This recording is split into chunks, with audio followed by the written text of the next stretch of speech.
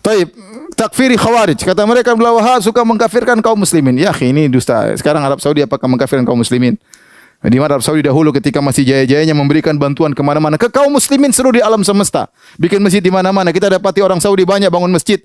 Ya, bukan Saudi saja, Saudi, Kuwait, Qatar yang notabene Wahabi. Mereka bangun beri bantuan di mana-mana, bangun masjid di mana. Sekarang masalah politik berbeda. Tapi dahulu lihat bagaimana mereka bantu kaum muslimin. Ketika mereka bangun masjid, apakah mereka mengkafirkan, oh ini organisasi ini kafir, tidak usah dikasih? Enggak, mereka kasih di mana-mana. Ya. Tidak ada diajarankan bahwasanya kaum muslimin kafir, itu kedustaan besar mereka, sementara mereka menuduh Muhammad bin Wahab mengatakan manusia sejak 600 tahun pada kafir semuanya. Ya, dan ini kedustaan benar-benar, kalau saya mau nukil banyak sekali. Ini tidak benar. Muhammadiyah yang notabene dikatakan Wahabi, mana mengkafir-kafirkan? Persis yang juga mengikuti dakwah Syekh Abdul Wahab, mana mengkafir-kafirkan? Kita dakwah Salafiyah, mana kita mengkafir-kafirkan? Ini mereka tidak punya malu, kedustaan luar biasa mereka sebarkan kepada masyarakat untuk menuduh bahwasanya kita suka mengkafir-kafirkan. Justru sekarang kita dapati ketika kita berbicara Allah di atas, kita dikafir-kafirkan. Dikatakan mujassim, kafir, kita dikafir-kafirkan. Ya.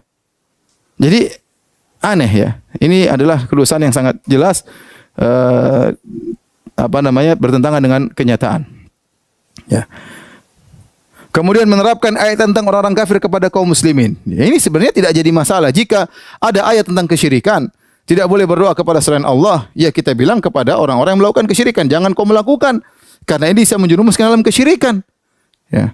Misalnya ada ayat tentang kepada kaum musyrikin dilarang riba, ya kita boleh terapkan, kalian tidak boleh makan riba, karena ini kebiasaan orang jahiliyah, kan boleh-boleh saja. Orang jahiliyah dulu riba, kamu jangan riba. Ini ayat tentang orang riba, bagaimana ayat ini turun kepada orang-orang musyrikin Arab. Tetapi kalau ini hukumnya haram, ya maka semuanya juga haram. Ya. Li'unzirakum bihi wa man balagh. Ya. Aku mengingatkan, menyampaikan kepada kalian dan juga yang sampai kepada orang-orang yang dengar Al-Quran. Semua orang dengar Al-Quran, kalau dia, dan kita tahu al-ibrah bi umumil lafz. Jadi ibrah adalah umumnya lafal ayat, bukan khusus sebab. Meskipun ayat ini berkaitan dengan orang musyrik, tapi kalau ada orang selain mereka yang melakukannya, ya kita bisa terapkan bahwa ini kau tidak boleh melakukan hal tersebut, karena ini pernah dilakukan oleh orang musyrikin. Kalau kau lakukan, kau bisa terjerumus dalam kesyirikan seperti mereka. Kemudian ini syubhat yang sering mereka ungkit juga, memberontak kepada Daulah Utsmaniyah, ya, dan ini sudah dibantah oleh para ulama. Ini tidak pernah terbetik dalam sama sekali, ya.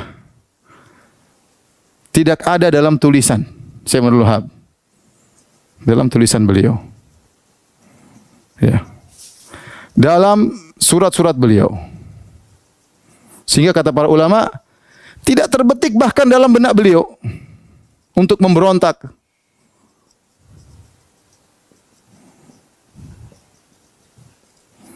Ini benar-benar apa? Benar-benar dusta. Ya. Kemudian yang berikutnya. Ketika itu di Najd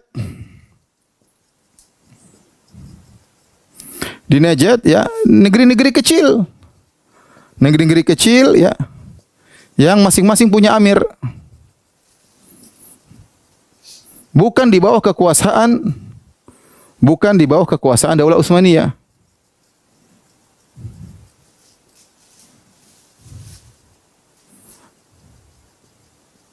Ya.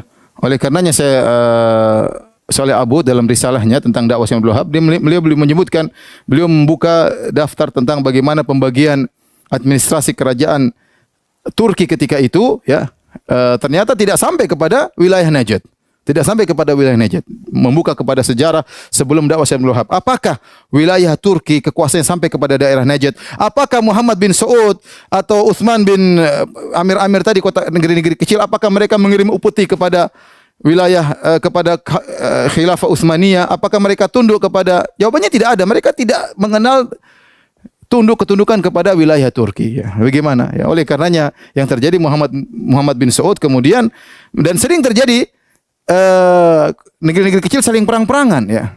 Sama sekali mereka tidak dikuasai oleh Turki. Maka kemudian bagaimana dikatakan Syekh Abdul Wahab bikin negara baru, kemudian keluar dari kerajaan Arab Saudi, itu tidak benar. Karena sudah ada negara-negara kecil ketika itu. Justru Syekh Muhammad bin Wahab kemudian menggabungkan negara-negara tersebut menjadi negara yang satu, kerajaan Arab Saudi. Ya.